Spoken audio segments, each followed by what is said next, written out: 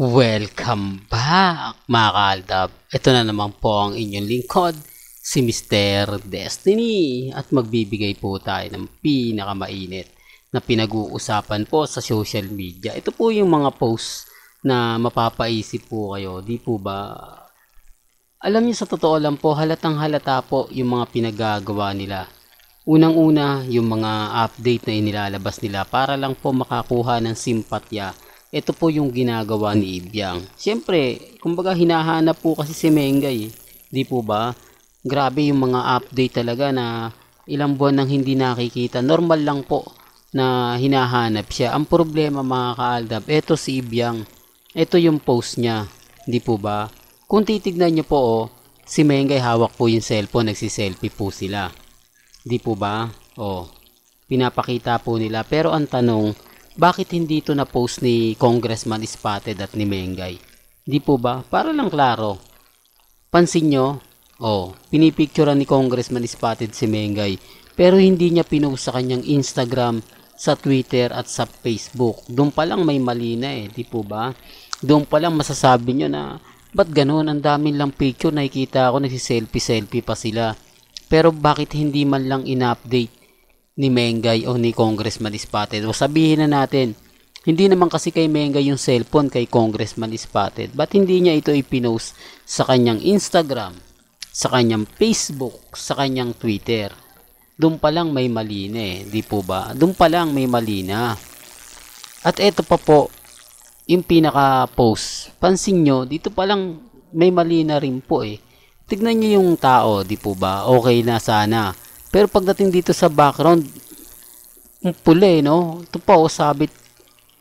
Tinakpan dito, tinanggal. Hindi mo alam kung kamay ba ni Mengay o tali po ba yan. Magulo po mga kaaldab.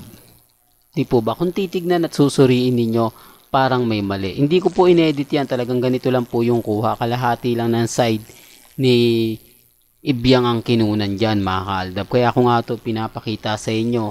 Tuwan-tuwa po yung mga army dito. Ang saya-saya daw po nila kasi paborito daw ni Mengay yung ice cream. Na totoo naman po mga kaaldab, kasi pansin nyo po ba yung dirty ice cream na kumbaga sa barangay? Di po ba? Pinapakita ko lang to para maging updated po kayo. Pinapakita ko lang to para alam po ninyo. Di po ba? Kayo na po bahala mag-react dyan. Kayo na po bahala magkomento. Di po ba? Ito yung sinasabi nating bitter na bitter po talaga. Yung tipong kailangan pa po nilang gumawa ng ganito. Kailangan pa po nilang mag-update ng ganito para lang makakuha ng simpatya ng mga netizen. Di po ba? Ako hindi ko gagawin yung mga ganito kasi alam ko naman po pandilin lang din po ito Di po ba? Although sabihin na natin na sige, kumbaga para matigil na yung mga fans, mag-post tayo ng ganito para lang masabi na magkasama. Di po ba? Dito lang pansin nyo si Mengay, tagilid na tagilid yung kuha. Di po ba? Pansin nyo po ba? Mukha pa po ba yan? Para lang makakuha ng, kala mo si Papay.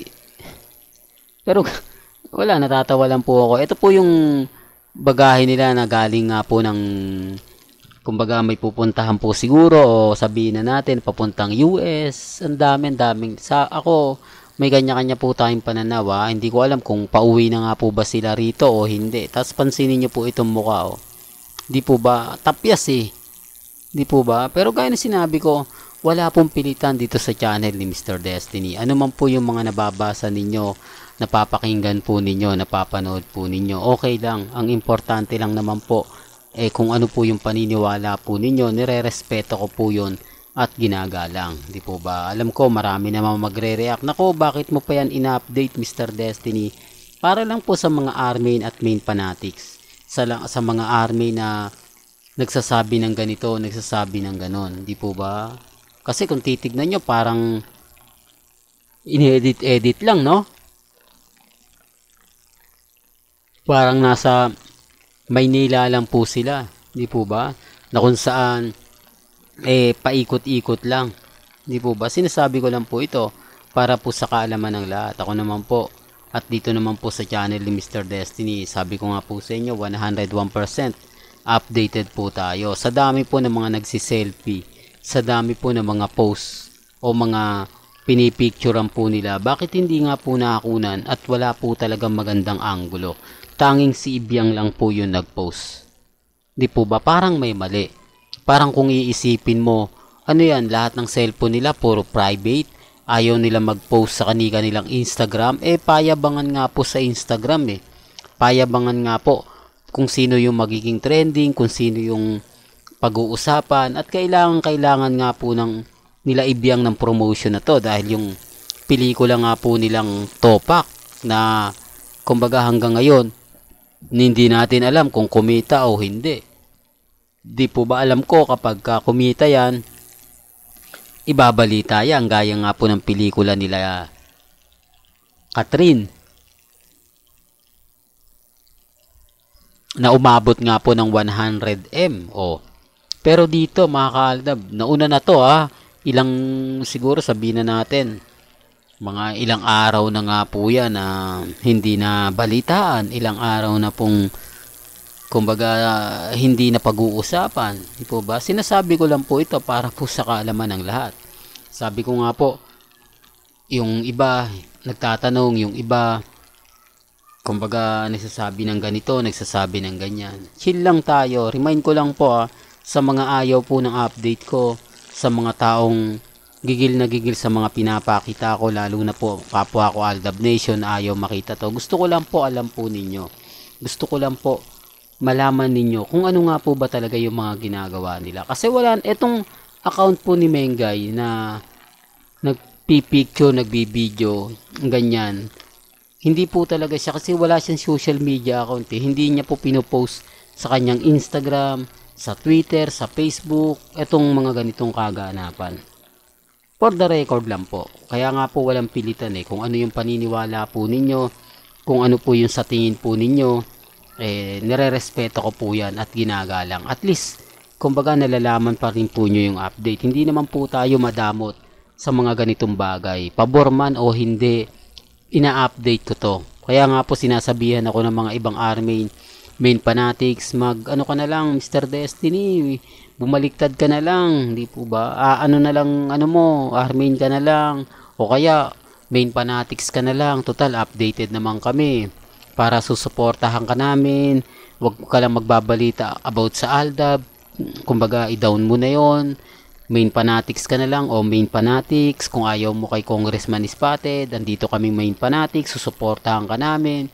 Pero sabi ko nga po, isa po akong Aldab Nation simula since 2015, di po ba? Hindi naman po ako agad-agad bibitaw. Hindi naman po ako agad susuko sa laban. Darating din po yung point, kami naman po yung magtatagumpay. Hindi man ngayon, hindi man bukas. At least siya, tuloy-tuloy, di po ba? Well, hanggang dito na lang po ang ating latest updates. Kaya kung gusto nyo pa po ng pinaka-latest at mainit na update, abay tutok lang po kayo dito sa channel ni Mr. Destiny para updated po kayo sa mga latest at sa mga bagong video po na ilalabas po natin maya-maya lang. Kaya kung bago ka lang sa channel na to at isa kang true-blooded Aldab Nation na nagmamahal po kina Mengay at Isoy, tama po ang channel na pinuntahan mo, kaya consider na po kitang bagong subscriber. At huwag niyong kalimutang i-share ang mga video po natin sa mga mamis, sa mga mami, sa mga titas, at sa mga senyor. Remind ko lang po wala pong pilitan sa update natin. May kanya-kanya tayong pananaw at paniniwala. Hanggang sa muli, salamat po sa panonood at pakikinig.